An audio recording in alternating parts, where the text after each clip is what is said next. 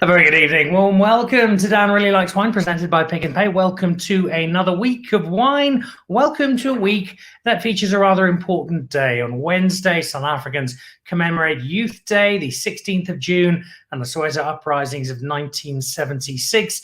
And a very dark moment in our history, but one that I hope was catalytic in terms of slowly beginning the much needed change that finally found its way into South Africa, and one which 45 years later now, we still remember as a very dark day in South Africa's history. If you haven't been before, if you get up to Johannesburg, find your way through to Soweto, the Hector Peterson Museum, Hector being the young boy who was so famously carried in that iconic photo from the day in question. It is a very somber, very sobering place to visit, but the education you will get from there is, I think, much needed if this is a day, if this is part of South African history that perhaps you don't know a great deal about. Very well worth a visit. So Wednesday across South Africa, we'll be remembering that particular day and paying tribute to the youth of South Africa. And so that is exactly what we are doing now, making me feel desperately middle-aged. We've got three of the most exciting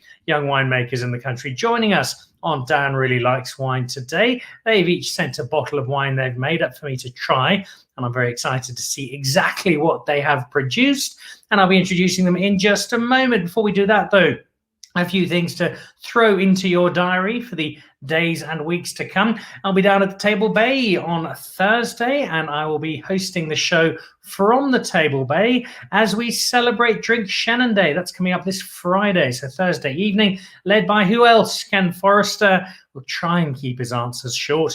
He'll be taking us through some of his Shannon, along with a number of South Africa's other top Chenin Blanc producers, as we look at a range of South African Chenin from different parts of the country and celebrate a grape that's doing wonders for South African wine in the hands of some extremely gifted winemakers. So that is on a Friday. Also this week, you'll see two pieces up on the Dan Really Likes Wine sites and platforms and social media channels. We'll be showcasing the relaunch of Plaisir de Mel as Plaisir under Rose and Michael Jordan. So a chance to see that. And we'll also be taking you through a brief look at the menu and a slightly more detailed look at the new wine that comes from Hamilton Russell. The menu is at Tang, and that's where I found myself a couple of weeks ago with Anthony Hamilton Russell. So I'll be showcasing a tasting of his brand new Chardonnay and Pinot Noir vintages. So that is to look forward to. And then throwing ahead next week, making my debut at Mr. Pants, the new wine bar in Johannesburg.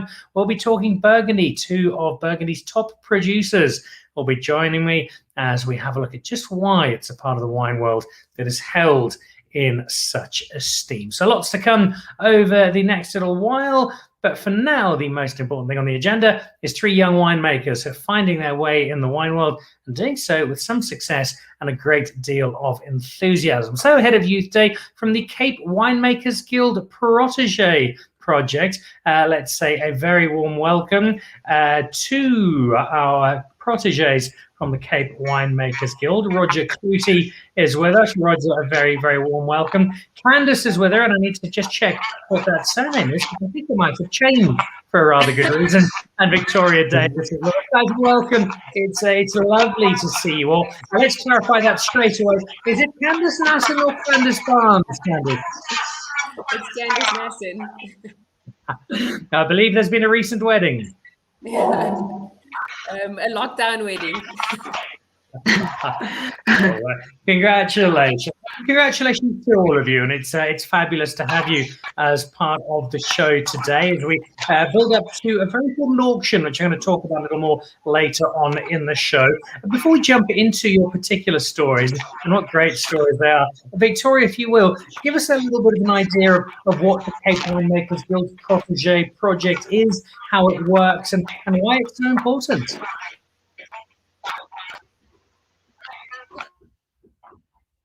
So the Protégé program is a mentorship program where young graduated winemaker or viticulturist gets the opportunity to work with some guild member, which are one of the 42 of the best winemaker, and you get to work with one or three for the years, which the internship runs, and you so you work under the winemaker for 3 years. This is just opens so much doors. We get to meet the industry and learn from the best winemakers in South Africa. Yeah.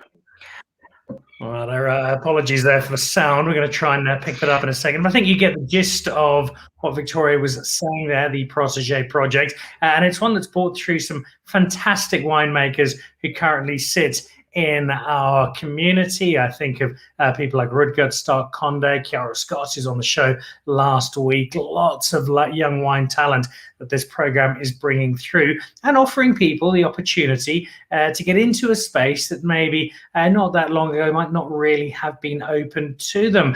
If I look, Roger, at your particular story, let's kick off there. What was it that caught your eye about wine, and how did you find your way into the world of wine? So I really have like an interesting story. So I started off studying chemical engineering at Stellenbosch University for approximately 2 years. But due to financial reasons, I couldn't finish my degree. So what happened is that then my first job after that, I went to work on a cellar. So this is where it all began. I immediately began to work in the cellar, and suddenly I got this curiosity out of nowhere. I just wanted to know more about winemaking, what it entails. So then I started after I worked in the cellar for approximately 1 year. I decided this is what I wanted to do. So I then applied myself to Elsenburg Agricultural College. And I started there for 3 years winemaking, and I completed my degree in 2018. After that, I decided to join the protégé program because I believe the Cape Winemakers Guild protégé program can give you the correct expertise and the tricks of the trade from all these CWG members, which have years of experience. And I believe like that hands-on mentoring from them could be a very valuable experience. Otherwise, you will find in colleges, universities, so that hands-on training is very beneficial for you as a young winemaker wanting to enter in this industry. And of course, it's all about the networking in the industry. And I think I made a great choice by joining the Cape Winemakers Guild program. And so it's exposed me more to the wine industry itself. Not only that, but also developed me as a person. I'm a final third year protégé now. Currently working at Canonco Wine Estate, and I must say, over these years, I can see myself develop as a person, not only as winemaking, but in terms of personality, and grew more, and all the skills that I've received so far. I'm totally a different person before as I started when I started on this program. And again, we're having a few connection issues this evening, so you might be battling just a little with the sound. But once again, the message is so important that you've got young people like Roger coming through and taking these opportunities. And that's exactly the same with Candice, who also has some wine I'm looking to try in just a moment. Candice, what was your journey into wine? What was the appeal? What made you think this is something I want to explore? This is something I'd like to try and be part of? So it's not a conventional journey. I actually studied at UCT first. I did psychology. And then I wanted to continue my studies, and I applied for agriculture.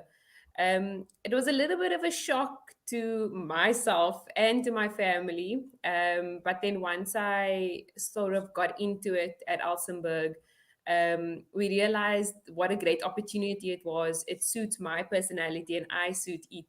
And ever since I started studying and getting into the winemaking side of agriculture, I feel like it's completely the right decision. And it was definitely where I was meant to be. And I don't look back. And ever since, I've been really enjoying my journey, becoming a young winemaker.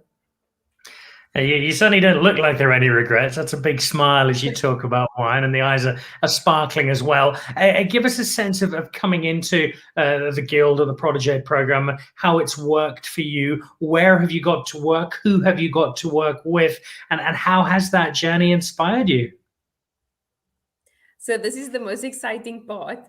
So my first year, I worked with David Nieuwoud at Cedarburg, and what an amazing, amazing man. He was just in my corner from the beginning, and just the experience. David has endless energy, and he's on the move all the time, and I've learned so much from him. It was a very difficult decision because the Cedarburg is so far from home. I live in Cape Town, but it was one of the best decisions, to get out of my comfort zone. That was where I was learning the most. In my second year, I worked at Cloete with Godfrey Mocker as my mentor and Mark Kent. Also, what a wonderful experience. Godfrey is so knowledgeable, and he was always so willing to share that. They included me in Cloete and just going through the motions, from vineyard to winemaking, to bottling, the entire process. And in my final year now, I am at Kloof with Jacques Borman. Um, he's one of the elders of the Cape Winemakers Guild, so I feel very lucky to be a part, or to be working at Kloof. Again, another knowledgeable man. People have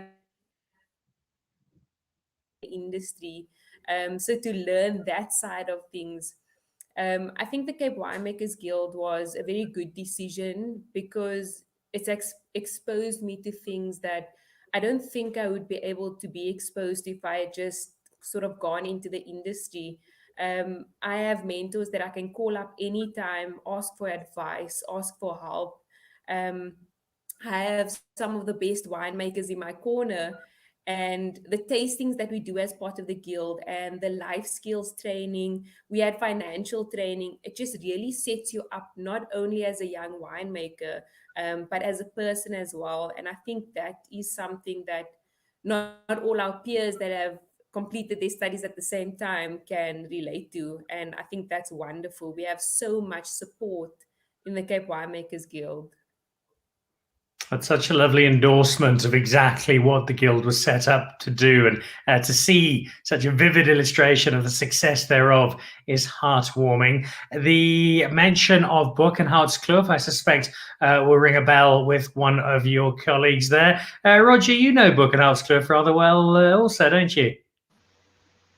Yeah, yes, I know a little bit of Kloof, but in my second year, I mostly worked with my wine. I worked at Huawei Wine Estate under the mentorship of J.D. Pretorius. In my first year, I was at New Ellis Wines under the mentorship of Warren Ellis and in New Ellis. Which I received great mentoring from them, especially New Ellis. To me, he's almost like like the godfather of wine, and I respect the way he teaches. I love like the old school tradition way of winemaking, and you should definitely be in his company. You should listen to what he says because there's a lot of wise words coming from him. So I would always have like a notebook with me when I'm in a meeting with him or doing some tastings. I would just scribble out and suck up all the information like a sponge. In my third year now, I'm currently at Candice Wine Estate. We are under the mentorship of Albert Viesta, which I think is a very intelligent winemaker, and his approach to winemaking it comes very natural to him. And you can see he's like a born leader. He was meant to set out to do this, and just the way he manages the team, his philosophy of wine, which is very simple. I learned a lot from that. In Cellar a lot of tricks and knowledge, very knowledgeable on doing knowledge and taking me on his wing. And I think I can still learn a lot from it. Yeah. I can see that Canon Cop label above the broad shoulders of Roger. And I'm interested to see how the Canon Cop experience in particular, as well as that Neil Ellis experience, has influenced the red wine that Roger has made that we're going to be trying in just a second. I mentioned Book and Hearts Club with Roger. Of course, it's not Roger, it's Victoria who's got the really close link to Book and Hearts Club on top of Candice. Because Victoria, that's home for you now, isn't it? You're busy working with Godfried and his team at Book and Hearts Club. Yes, I am. Actually told me that you met you, and they said that it was a lovely and talking to you. So yeah, at Buchanan's Club, just like Candice said, Godfried is so knowledgeable, and it's really been amazing working at Buchanan's Club and learning the tricks and the trade. Yeah, getting part of team has been amazing for me. So yeah, club has been good so far. You've also spent some time at Glenelly. You've got to meet a lot of different people. How much of an impact has the people you've met, the winemakers you've worked with, had on you? And not just as Victoria, the young and aspiring winemaker, but Victoria, the person, as you learn the life lessons that the wine industry continues to offer all of us. Yeah, I have. Yeah, I worked at my first year. I worked at Morgenzo under the mentorship of Carl van der Merwe, and just like all of the mentors that I worked with, he is also so knowledgeable. They are so willing to teach and to show you their knowledge.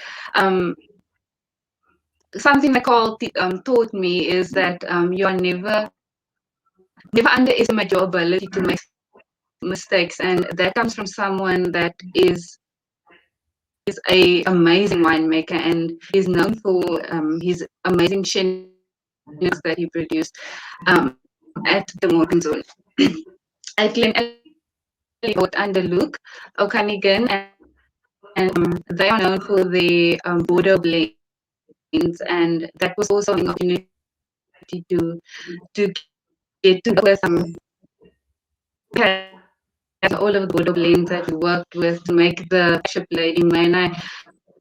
And something that was special to me at the end was that I was able to blend with them the which is the flagship of, and that's something that I will always. Oh, Fred, we're really battling with Victoria's connection there, but I think you can definitely see the smile on the face, understanding of the impact that the Guild has had on her. We're going to try and pick that connection up in a second. Let's jump back to Candice. Candice, we've mentioned not just some of the people that you've all worked with as winemakers, and Roger talking about Neil Ellis as one of the grand old men of the wine industry. But what about the impact of the people you've seen in the last few years? I mentioned earlier guys like Rutger, somebody like Ricardo Cloete, like the wonderful Chiara Scott. And how much do people like that inspire you, given that they're only a few years older than you, and already you can see what they've done and ideally where you might be in the next 5 years or so? It's very inspirational because the Guild it's quite a protective environment. So you're protected by the Guild. You can make mistakes. You are free to learn. You have this freedom, but it's quite daunting going into the industry on your own and having to fend for yourself. And I think that's where all of us are at the moment. We're currently in the process of sorting out our future in the industry. And to see these past protégés that are doing so well, it's just a motivator, and it helps to kind of focus where you want to be. And I think it helps all of us to focus where we want to be, and where we think we could be. And once we have these goals in mind based on the success of the past protégés, I think we just headed for the top from here. It's such an exciting time. It's also an exciting time regarding the auction, and this is a good time to come into it, and I'll reference at the end of the show as well. But Bonhams.com, the UK auctioneers, the auction is currently underway. It's an online auction. It features some extraordinary lots. There's a bottle from all 43 of the guild makers. It's signed. There's a lunch with Niels Verberg out at Luddite. You can go and hang out with Barto Ekstein for lunch for 6 people with him. I think there's a big 3-litre bottle from De Grendel. There's a nice big Magnum from Duncan Savage. A whole range of terrific wine from some wonderful, wonderful winemakers. And all of the money there goes to support this particular guild and support young winemakers. Roger, when you look at the journey that you've taken with the Cape Winemakers Guild, it's fair to say that life would have been very different without that journey. But what in particular for you has been the difference that this protégé program has made for you, both as a young winemaker, but also as a person? Yes, as a young winemaker, I believe going on this protégé program, it gave me more confidence to express myself in terms of winemaking, working in the cellar, how to delegate staff, to be a leader. Personally, I think it's developing the skills programs that the Guild sends us on. You get a lot of personal development.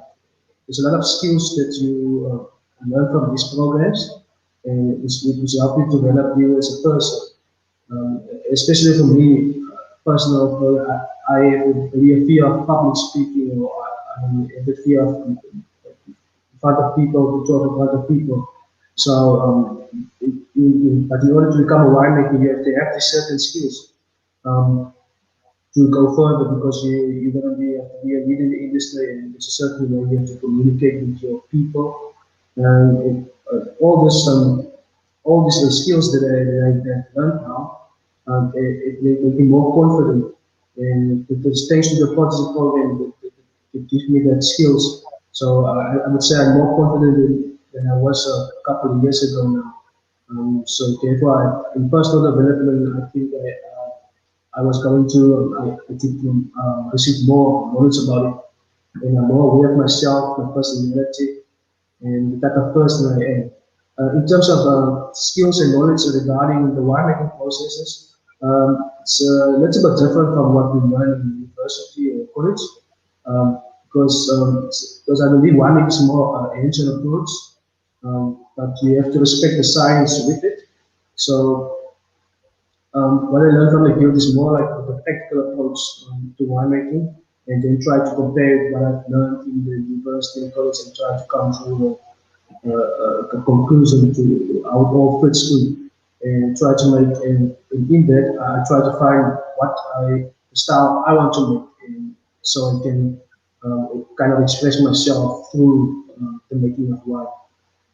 Yes. I mean, you now got me really wanting to try your wine, so we'll do that in just a moment. Let's head back to Candice. I think we're getting Victoria back on another line, but in a moment, let's go back to Candice. The treasure chest, Candice, your Swartland Syrah made with Godfried's help at Book and Arts Club. Before I try, tell me a little bit about this wine and why you decided this was the style for you. Okay, so when I started the Cape Winemakers Guild, I wanted to keep my mind open about types of wine that I want to make. I kind of just wanted to absorb as much as possible. And as I continued on my journey, I realized that I actually chose all farms that make Shiraz or Syrah.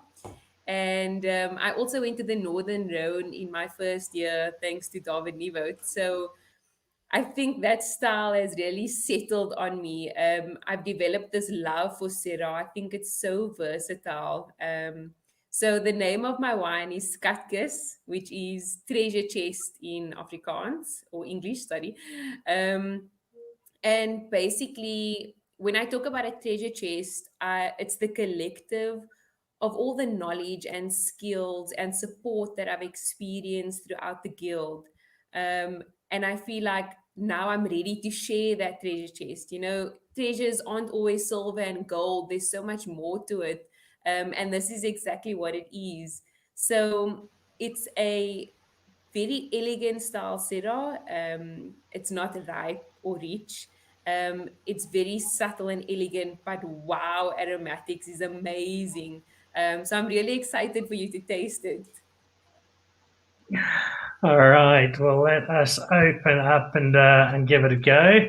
This is my very first taste. In fact, you know what, Candice? This is with apologies to the other two, it just happens to be the luck of the draw. Candice, this is the very first protege Cape Winemakers Guild wine I've ever tasted. So this is Whoa. monumental. You're setting the bar. This is what I'm now going to judge the rest. Much Wine. pressure. Right, I see we've got Candice back there as well. Okay, so here we go. Big moment. Dun, dun, dun, dun, dun.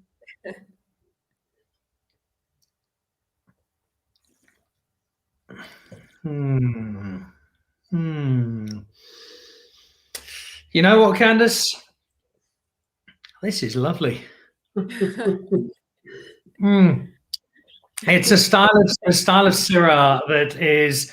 It's a couple of things. It is, as you say, it's very very elegant. It's got a lovely cherryish fruit to it, and it's got a nice big mouthful as well. And it's that style of Syrah that. It strikes a nice balance for me because although it's elegant and ever so slightly lighter, it still hasn't lost the mouthfeel, and you've still got a really nice rich wine, which is still very young. This is just 2020, isn't it? Yeah, that's correct. I made it last year at Cloete. So it's a 2020 vintage. All right, and you only made 300 bottles, so that means I've got like 11% of all of the wine ever made for this particular one. It is an auspicious start. My only worry, Candice, is you've now got quite a high level to live up to as you go forward, but I'm sure you'll be able to live up to that comfortably. So that is the Syrah. What a wonderful name, the Treasure Chest. Let's nip over to Victoria and split up the reds with the white. I think we've got you back, Victoria. And this is, I think we can work out why, this is called Victorious. Introduce us to your Chardonnay, if you will.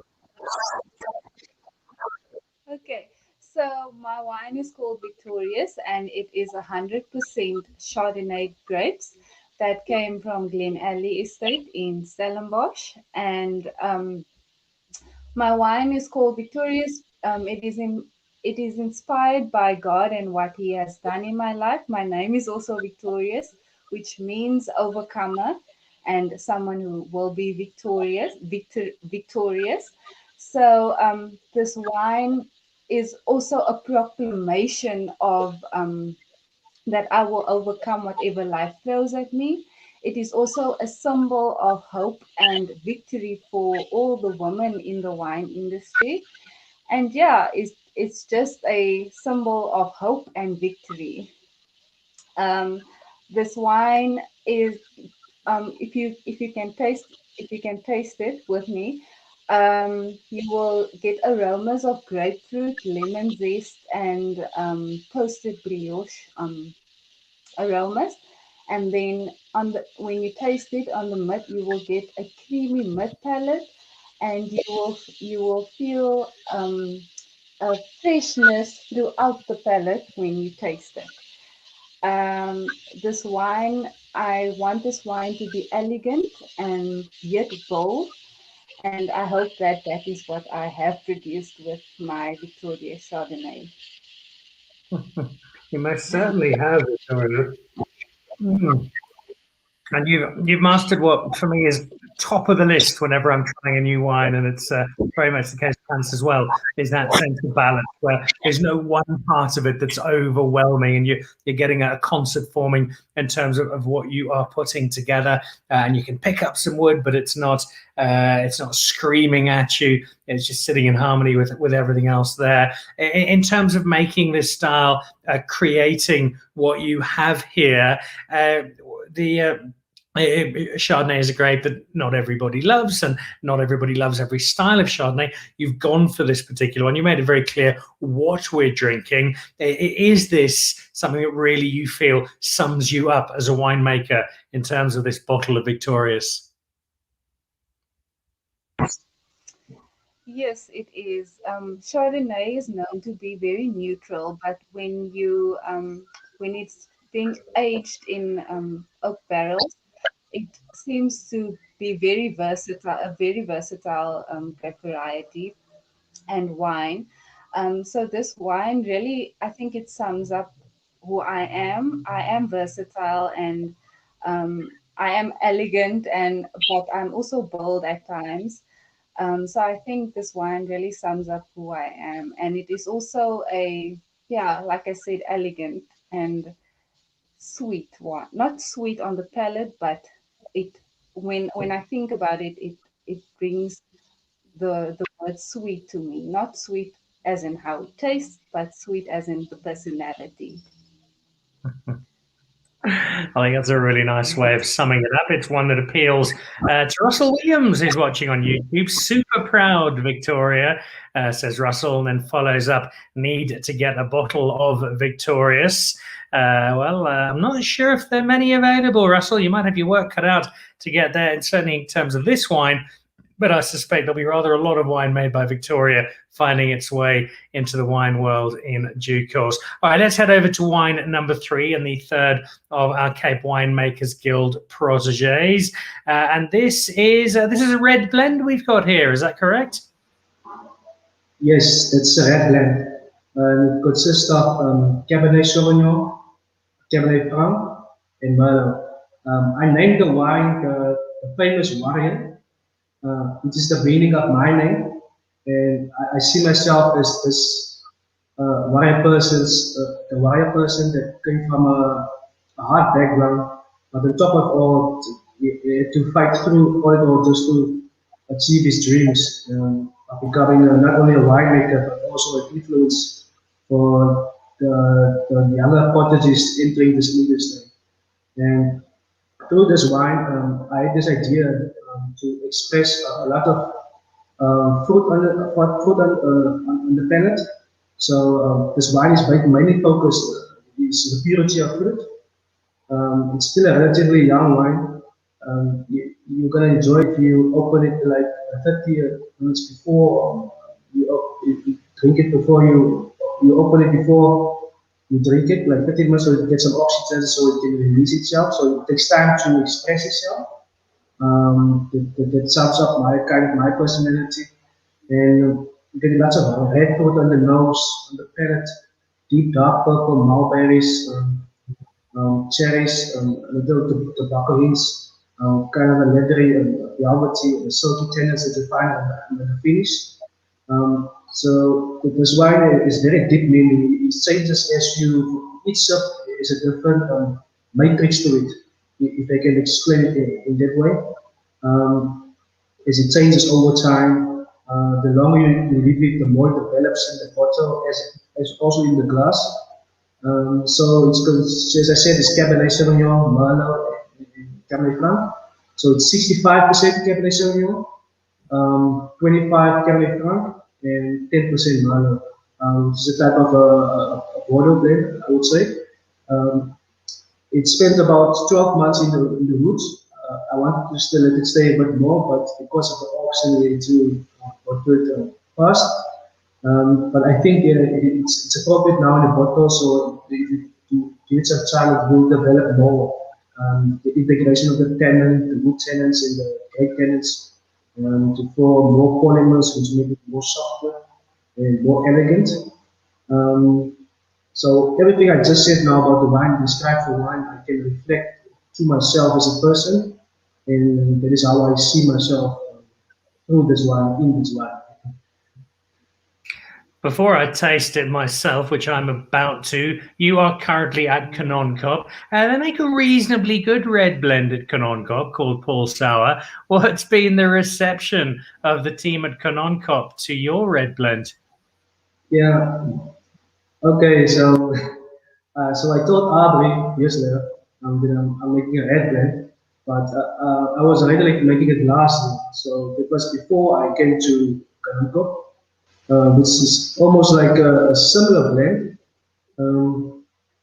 But when I told Aubrey, and I told him, hey, Aubrey, maybe I have some competition for you for the Paul Sour.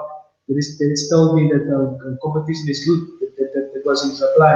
So competition is good for this industry. But my aim was more because the Bordeaux style is more my type of style. I am interested in what I want to pursue. I also got the opportunity in 2019 to go to France and visit Champagne, Bordeaux, Rome, and also Burgundy. But the Bordeaux region is what which inspired me with the winemaking philosophy. It is all I wanted to pursue, the type of style, because it's a bold type of style, robust, with elegance, balanced, give you that concentration on the mouth feel, and it is just how I want to make the products. Focus on purity of the fruit and nicely structured wines, which you can enjoy. All right, well, let's give a go to the wine that's going to compete with Paul Sauer in years to come at the hands of led by, straight away, it might be led by Cab, but you get that Cabernet Franc the moment it jumps out into your nose. Oh, and that perfume runs down into the wine itself and dances across the palate. Still very young, the tannins are still very fresh. It's got a little bit of time to settle down, but already there's a very impressive starting point for the new Paul Sauer, the Roger Cloete. Has this got a name? I know we've got the Victorious, we've got the Treasure Chest. I forget the Afrikaans translation. Has this blend got a name yet, Roger? Yes, it has.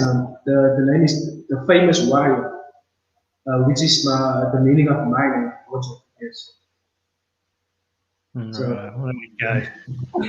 I love the personal touches coming through. Guys, you've delivered 3 terrific wines, and that's a really nice way to wrap up with a look ahead to where you might be going to. Let's start with you, Victoria. 5 years' time, you're a guest on Dan Really Likes Wine. By that stage, you've probably had to go through 6 PR agencies and 4 managers just to get you on the show. Where are you doing? What are you doing? What is the ideal world for you 5 years from now? In 5 years' time, I would like to be working at a cellar that specializes in red wine and doing quality red wine, especially quality over quantity for me. I would like to be a winemaker at that time. I know it's very difficult in our industry because it is so competitive, but I would like to be a winemaker at a well-established farm specializing in red wine. All right. It sounds like she's coming for your job at Cop there, Mr. Cloete. You're going to have to be careful. So she's taken over Cop. Where are you off to, Roger? If I'm speaking to you in 5 years' time, what's the ideal journey over those next 5 years for you? Yes. So in 5 years, I will probably be an established winemaker in a cellar or cellar master. I will run all the activities in the cellar and make my own brand while working for someone.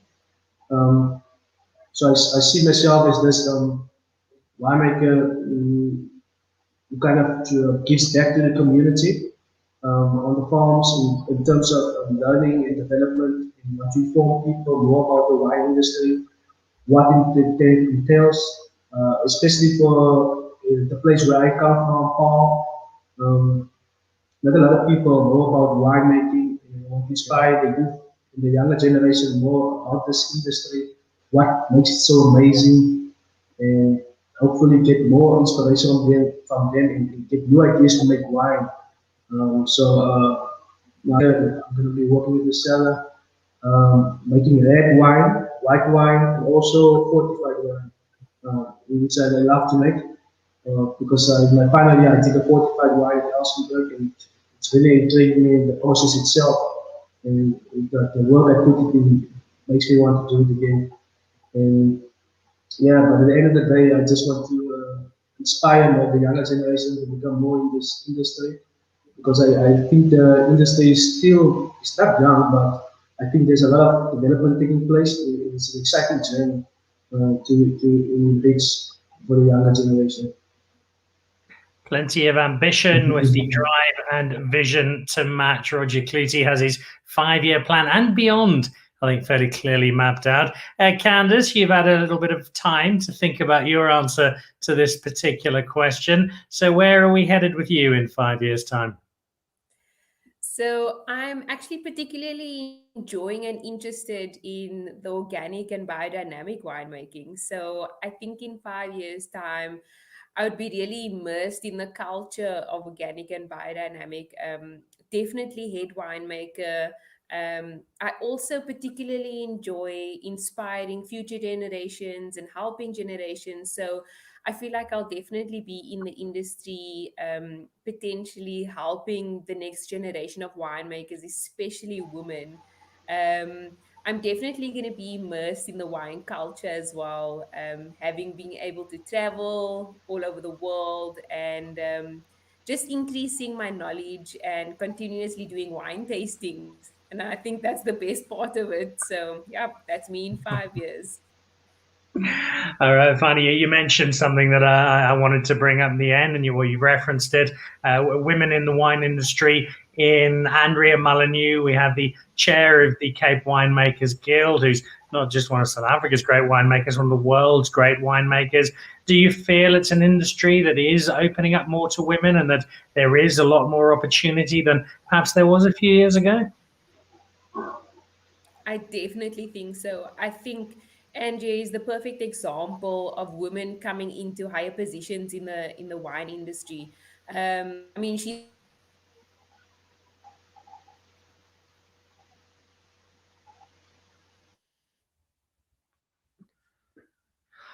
And on that note, it looks like we've just lost Candice. We've been having a few connection issues tonight. I think this is the country as a whole, as load shedding wreaks havoc with Wi-Fi networks and connections and telecommunications. It did not do enough damage, though, to prevent the message getting through. And it's a really important message that the Cape Winemakers Guild protégé program is getting young South Africans like Victoria, like Roger, like Candice into our wine estates, working alongside our established winemakers and creating a new generation of genuinely exciting South African winemaking talent. And that is a huge, huge plus for the South African wine industry. Now, it is not a program that is completely free of charge. It needs funding, and most of that funding comes from auctions, and one of those auctions is happening at the moment. It is through the Bonhams auction house in the UK, bonhams.com, very simple, nip across there, look for the Cape Winemakers Guild Protégé auction, and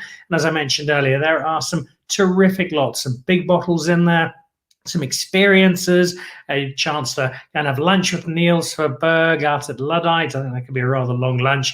The same opportunity with Barto Extian, some big bottles, some collections. And again, as mentioned earlier, a 43 bottle collection worth a bottle from each of the current guild members, signed by them. And if you're a wine collector, that is a rather special edition. And that is running online until the 21st of June. So that is next Monday. Jump online, have a look, place some bids, and I think you could come away with some rather special wine that, even more importantly than the wine, is sending money to and helping to support this fabulous project, the results of which you've seen on the show this evening through Victoria, through Roger, and through Candice. So a big thank you to all three. There's very, very little of the wine that I've got to taste available. However, I can just about guarantee that through either their own labels or estates that they're going to be working on in the next few years, you will see a lot more of their work coming into play. And when you do, grab hold of it, because these are three very gifted young winemakers. So to all three of them, a big, big thank you, and best of luck with the auction this week, and best of luck with the remainder of year 3 of the Protégé project, and from there onwards and upwards. So to Candice, to Victoria, to Roger, guys, thank you so much for being part of the show this evening, and I look forward to drinking many, many, many more bottles of wine from all three of you as your respective journeys continue. So thank you. Thank you. Thank you, Dan. There we go. The face of the new generation of South African wine, and what an uplifting and inspiring collective face it is. Thursday, we move into the world of Chenin Blanc. I'll be at the Table Bay tasting a selection of South Africa's best Chenin with a selection of South Africa's best Chenin makers. Head of Drink Chenin Day on Friday, when I will be out at Ken Forrester in Somerset West, and we'll be drinking Chenin Blanc there with sushi and Asian fare and meeting some guests from abroad in what should be a slightly different, very cool celebration of Chenin Blanc. The Plaisir de Merle episode, that is up to date. Tomorrow you'll see something really cool on Hamilton Russell, filmed at Tang, the new Asian eatery on Nelson Mandela Square. That'll be up a little later on this week. And next Monday, drinking Burgundy with two of the great domains of France. Message there from my mum, dutifully watching as she does so often. Great stories. What very impressive young people. They certainly are. They're also very impressive winemakers based on this evening's evidence. And there'll be a lot more of that evidence to come. The Cape Winemakers Guild, go and have a look at the website, look at the protégés program, and see a really important part of our wine community at work. And if you'd like to, that auction running until Monday, a great way to get some lovely wine and support a very, very important cause. Right, that does it for this evening. Enjoy the rest of your Monday. Have a fabulous week, and I'll see you at the Table Bay on Thursday evening. Have a great night. Cheers. Goodbye.